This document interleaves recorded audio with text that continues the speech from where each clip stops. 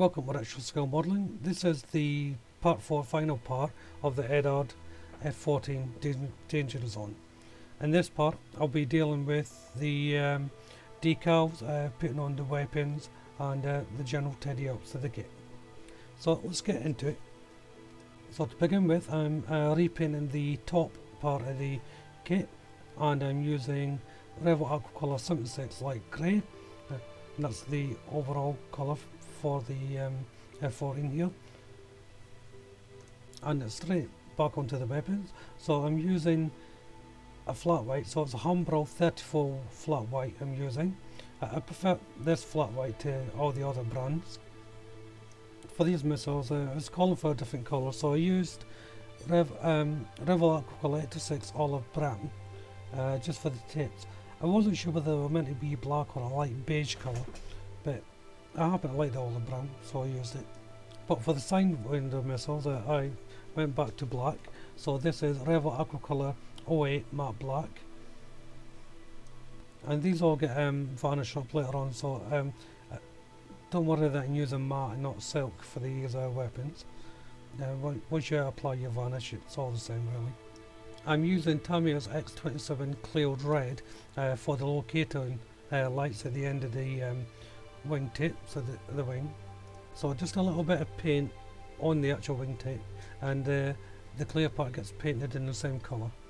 And it's Tamiya's X25 clear green for the other wing tip, and the same process again.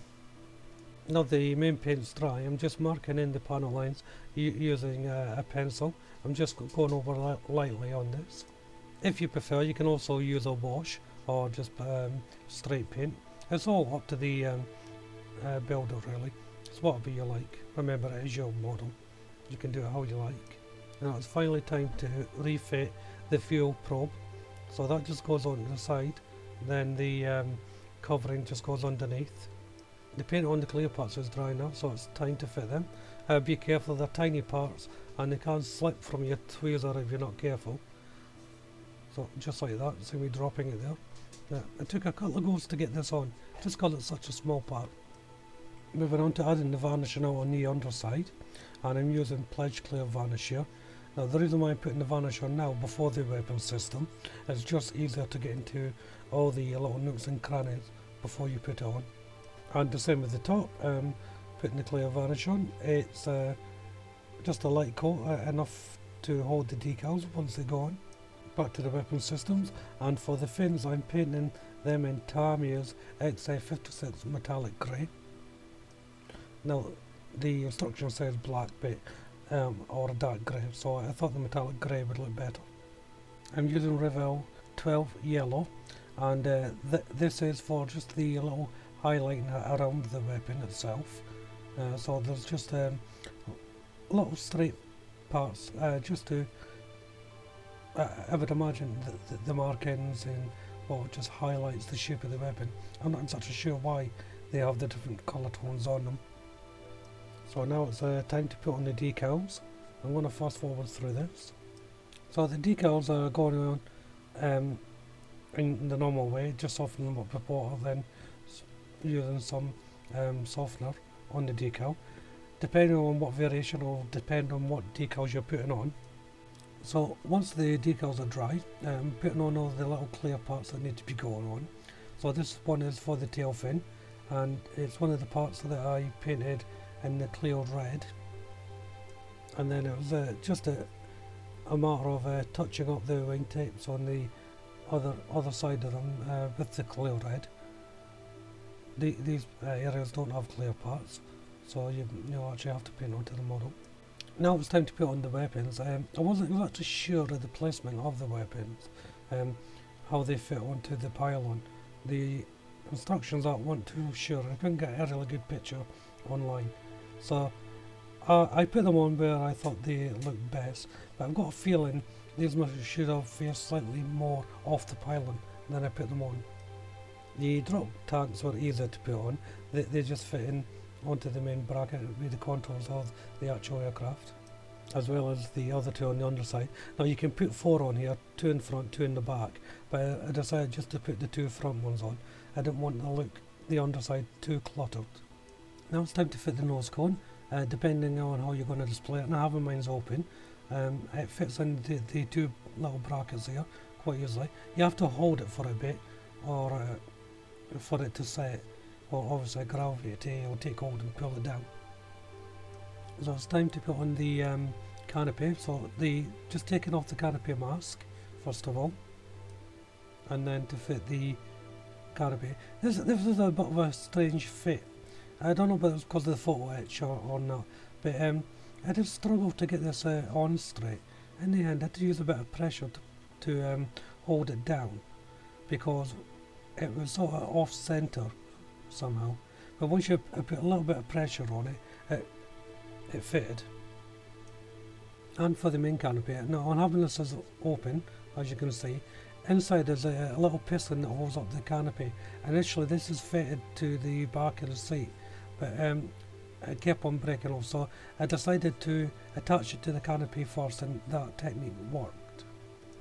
However, in the process of getting the photo etch parts on, I managed to get a little bit of glue on the canopy, and I can't get that off unless I polish it all down, so I'm going to have to live with that.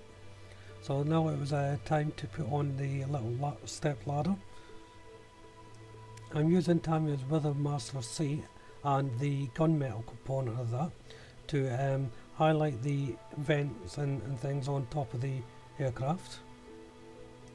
So I've just put a little amount on my brush sharpener and just applying it. The next stage is Weathermaster B, and I'm using the soot component on this part, and this is going to be for the streaking on the aircraft. So make sure if you're doing this you do it in the direction of the airflow. So just pick your points and flick it on, as you can see there.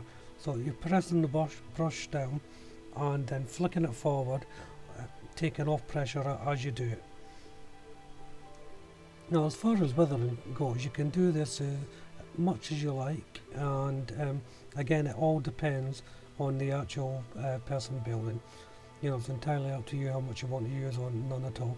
You know, I feel, I say this all the time, but I don't like the pristine look, so I go to town on them sometimes. But actually sometimes probably a bit too much. But just play it by eye and see how you go on if you've never done this process before. So to mine is Weathermaster E, and it's the grey component here I'm using, and this will be the last pigment I'm using for the build. So I'm just taking the grey and I'm going over my streak marks just to blend it in a little bit more with the aircraft and well, with the model, and just to give the greys a different tone. So I'm bringing this build to a finish now. All I've got to do after I put on the pigment is to give it another light coat, a varnish to seal everything in, and then that'll be it done. Now this was a really good kit to build.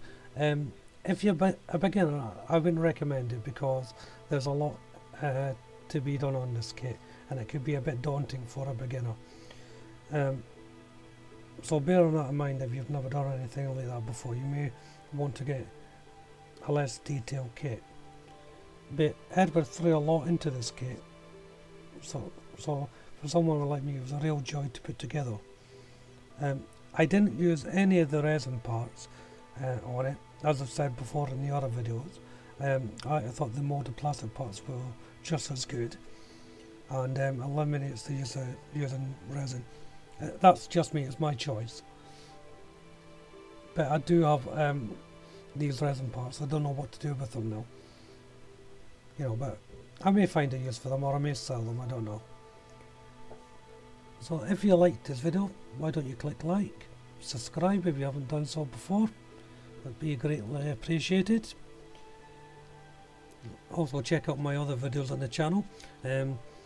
This one is in 4 parts, so you may want to watch the other 3 parts.